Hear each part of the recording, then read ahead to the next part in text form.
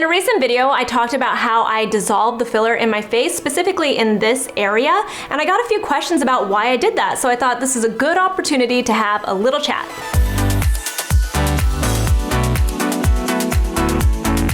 If you're new to my channel, my name is Susan Yara. I have been in the beauty industry for about 2 decades. I started off as a beauty editor. I now have my own skincare line, and I love to talk about skincare education on this channel and just beauty in general. Okay, so filler. Let's talk about this. A lot of people don't realize the difference between filler and Botox. I've actually addressed this before because sometimes I'll get comments like, you need to chill with the Botox in your lips. And I've talked about how Botox is not put into your lips, at least not to fill your lips. It's actually filler that's used to fill your lips. And that's kind of the way to think about it. Botox is actually a brand of neurotoxin. There are a few other brands out there like Dysport and Xeomin and some other ones that are now on the market. And those specifically essentially like freeze your muscles that cause expression lines. What I'm talking about today is filler, and that is used to actually fill your face. Filler tends to be mostly made of hyaluronic acid. If you're thinking, is this the same hyaluronic acid as the serums that we put onto our skin? It sort of is. First off, people don't realize that hyaluronic acid is naturally found in our bodies. It does give us a little bit more of a plumpness to our skin, but it's underneath our skin. So hyaluronic acid that you find in dermal fillers is very similar. It's made to mimic that kind of look that you get, but it's not really meant to mimic the look of hyaluronic acid that we naturally produce, but it's really used to add volume to your face. I know we've talked about this before, but just to reiterate, once we hit 25 and then the older we get, the less collagen we're producing in our skin, and that can cause our skin to look like it's dropping a lot more. There's obviously a lot more happening too. There's gravity affecting it. The loss of elasticity in your skin causes the skin to actually sag, but you really need that collagen to keep everything suspended and up. Another thing people don't realize is that as we age, we actually lose bone in our faces. Isn't that kind of a weird thing? So while we might have protruding cheekbones or like a really nice defined jawline or a nice defined chin, that starts to soften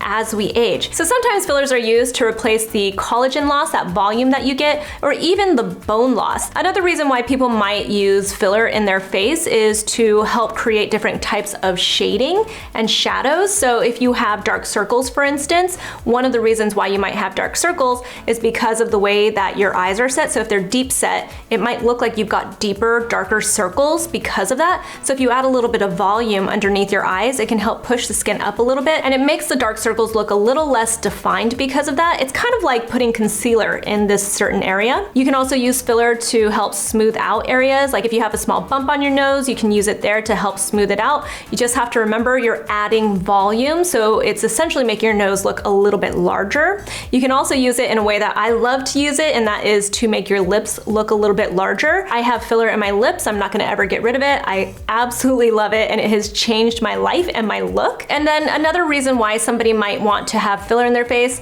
is to help correct asymmetry. So if you have a little bit more volume on one side, you might want to correct that volume on the other side. It's actually really normal and natural to have asymmetries, but sometimes people have little things that bother them about their looks and their appearance, and it's completely up to them whether they want to correct it or not. So those are just some of the main reasons why people use filler. Every time I talk to a doctor, a dermatologist, a plastic surgeon, anyone that's using fillers as part of their practice and the treatments that they offer, there are always these new techniques and reasons why they're using filler. There are also lots of different brands of filler out there. Again, I'm talking about fillers that are mostly hyaluronic acid. There are other fillers out there like Sculptra that are not hyaluronic acid. They work in a little bit of a different way, and I'm not speaking about those today. So I'm talking more about brands like Juvéderm and Restylane, and within those two brands, they have specific fillers that they make, and they all last for different lengths of time. Some can last for 24 months, some can last for 12 months. It all depends on how these fillers are made and also what you're trying to achieve. I know that some doctors will want filler that's a little bit softer in your lips, for instance, but then they might want a filler that's gonna last a little bit longer in your cheek area. So it really kind of depends on what it is that you need and what your practitioner decides. The reason why I point out that some of these fillers can last different lengths of time is because I also want to point out that I don't personally think that filler ever truly goes away completely. This is not me speaking to doctors or pulling up any kind of, evidence. This is truly anecdotal, and so take that with a grain of salt. But what I've experienced personally with filler over the last 15 years, and also just working alongside doctors and stuff and speaking with them and everything, it seems like filler doesn't completely go away. And I think that more and more people are starting to realize this too. When they say that it lasts for 6 months or 12 months or 24 months, what they really mean is that look that you're trying to achieve with the filler at the time, that's pretty much the length that they're guaranteeing that look. They're not saying that it's going to completely dissolve on its own and forever be gone. For some people, that could be true. But for other people like me, that's not completely true. I find the more that you use filler, the more it leaves little remnants behind in your skin.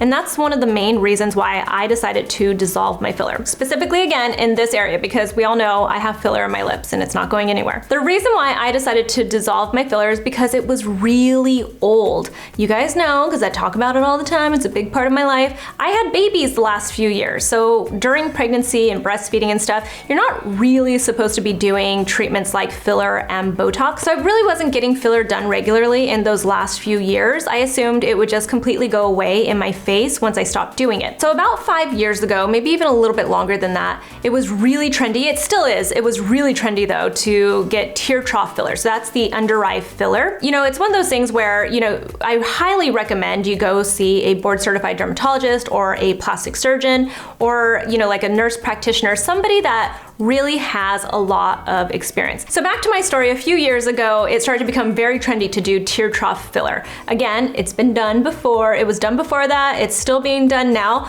But I feel like there was this boom, at least here in the Beverly Hills area and stuff, there was this boom of doctors doing tear trough filler to help, get rid of the dark circles and stuff. And it just turned into one of those things where it felt like every doctor was kind of recommending it. So of course I did it, because why wouldn't I do it? So I got some tear trough filler, and one of the things I've really learned over the years is that just because something's trendy or because other people get really great results from it, doesn't mean that it's going to give you the best results or that you need it. So I had gotten tear trough filler. I don't really, looking back on it, I didn't really need it at the time. So I really just kind of let it dissolve on its own and just go away. But what I started realizing over the last few years is that it didn't actually go away. It started to be a little bit lumpy under my eyes. I felt like it was actually creating dark circles underneath my eyes and stuff. So I was actually getting the opposite kind of look that I wanted to have. And I was a little bit worried about dissolving the filler because I didn't want to suddenly lose all this volume in my face. But it turned out there was only just a little bit of filler left, but it was causing just enough of a weird look, in my opinion, that I decided it was time to get rid of it.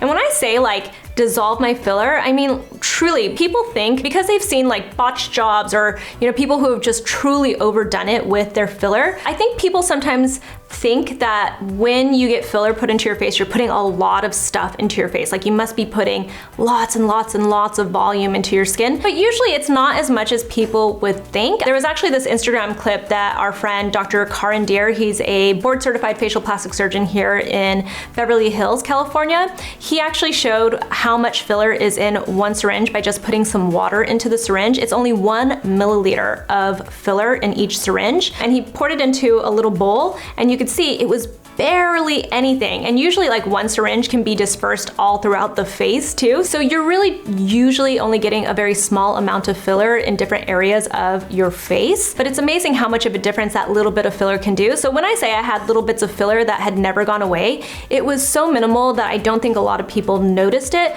but I could tell that it was there. So I decided it was time to dissolve it. And I'm really glad I did. I actually think it's made a huge difference in my face. I'm not saying that I'm against filler. I probably will get filler. I mean, I obviously still get it in my lips, but I'll probably get filler if I need it in other places of my face. But it's that tear trough filler is not for me. Other people think it's amazing.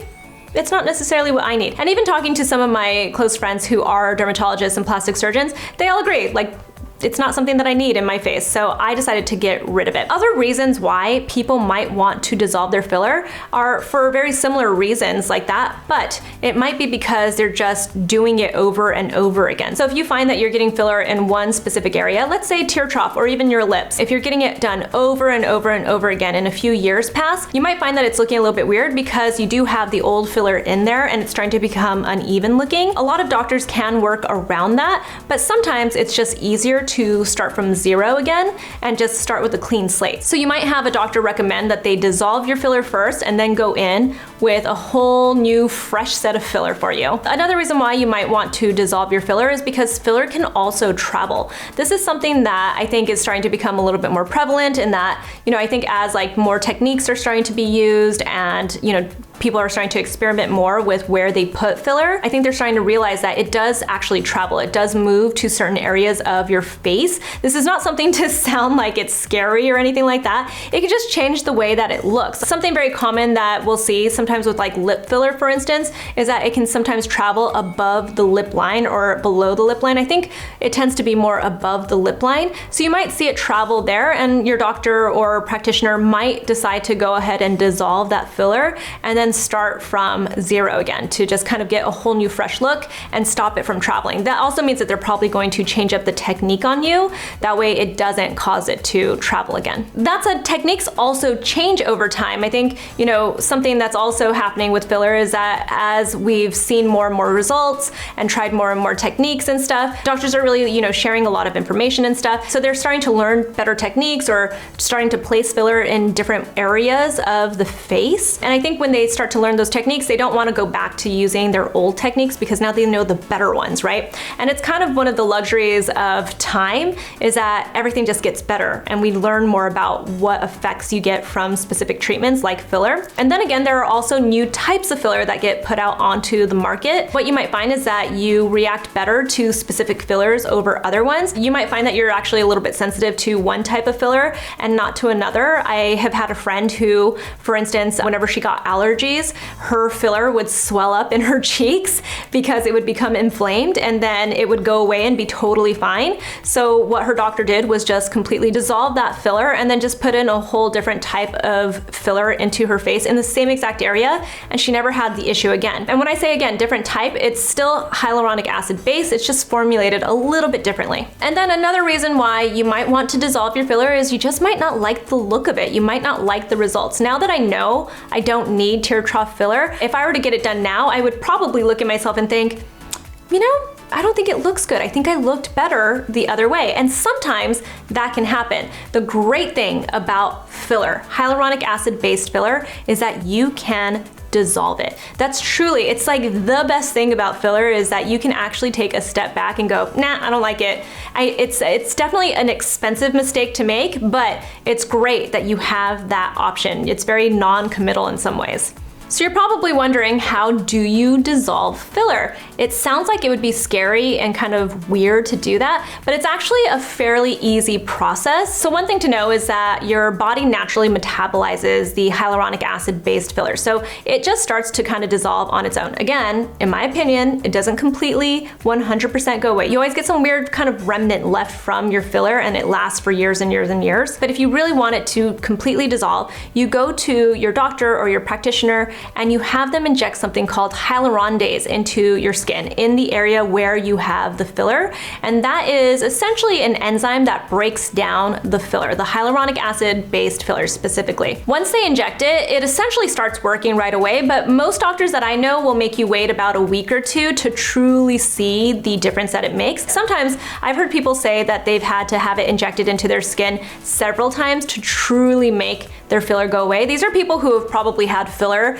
put into the same place over and over again for years. So this is like a lot of filler that's built up over time. But if it's fairly simple or a very small amount of filler that you want to get rid of, then you can pretty much just go to one appointment and you can make it all completely go away. And then you're basically starting from scratch again. For some people, I've heard that it hurts. For me, it felt totally fine. It was nothing compared to actually getting a filler injection. So for me, it was a pretty easy procedure. They're not really like trying to have that much of a technique as far as where they're placing it. They're really just trying to be safe and also put it in the area where they can feel or see the filler in your skin. That said, you could have some side effects just like you could if you got filler done. You could get some bruising, you could get some swelling, you might even get an allergic reaction. That said, hyaluronidase is actually naturally found in our bodies just like hyaluronic acid, so it tends to be fine. So that's a long way of basically telling you why I dissolved my filler. I think filler is amazing. I feel like people will talk about filler and we know that it's getting done. I can guarantee you if you were to step outside in Los Angeles, in Hollywood, in Beverly Hills and stuff,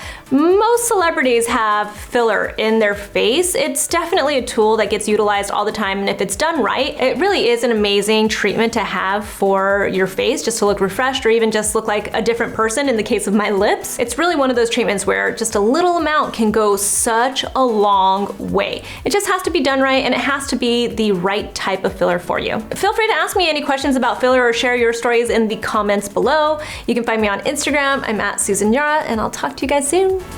Bye-bye.